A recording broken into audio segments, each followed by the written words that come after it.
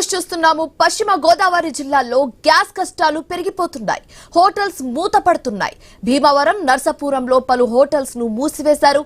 నర్సాపురంలో కట్టెల పొయ్యలు ఏర్పాటు చేసుకుంటున్నారు హోటల్స్ నిర్వాహకులు.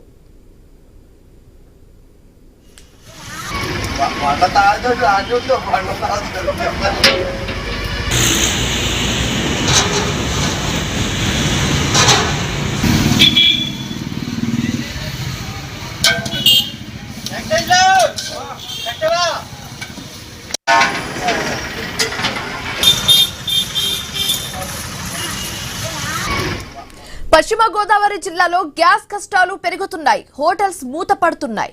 భీమవరం, నర్సాపురంలో పలు హోటల్స్ మూసివేశారు. ఇప్పటి వరకు ఇదే అంశానికి సంబంధించి మరింత తాజా సమాచారం మా కరెస్పాండెంట్ భార్గవ్ ఫోన్ ఇన్ ద్వారా అందిస్తారు. భార్గవ్, ఇప్పుడు అక్కడ పరిస్థితి ఎలా ఉంది? హోటల్స్ ఓనర్ ఏమంటున్నారు? షెఫ్స్ ఏమంటున్నారు? పూర్తి డీటెయిల్స్ ఏంటి? పశ్చిమ గోదావరి జిల్లా వ్యాప్తంగా కూడా దాదాపు అనేక హోటల్స్ మూతపడ్డాయి. భీమవరంలో అటు కర్రీ పాయింట్లతో సహా కూడా చిరు వ్యాపారులు అందరూ ఇప్పటికే హోటళ్లన్నీ కూడా మూసివేశారు. అటు నర్సాపురంలో అయితే హోటళ్లు మూసివేయగా ఒక హోటల్ నిర్వాహకులు మాత్రం కట్టెల పొయ్యిలు ఏర్పాటు చేసి మరి అక్కడ వంటలు చేస్తూ ఆ హోటల్ ని కొనసాగిస్తున్న పరిస్థితి కూడా ఉంది.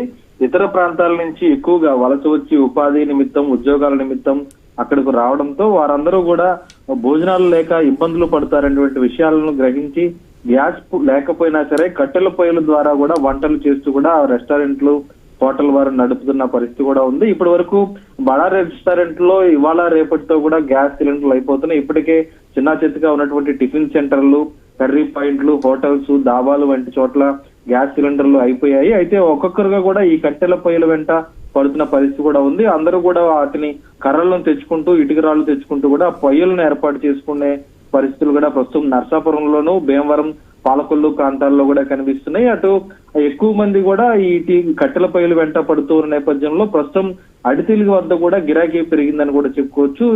అటు నర్సాపురంలోనే ప్రత్యేకించి ఈ ప్రారంభం చేయడంతో అటు మిగిలిన ప్రాంతాల్లో కూడా ఈ పద్ధతి పాకుతుందని కూడా చెప్పొచ్చు. Right, thank you so much Bhargav.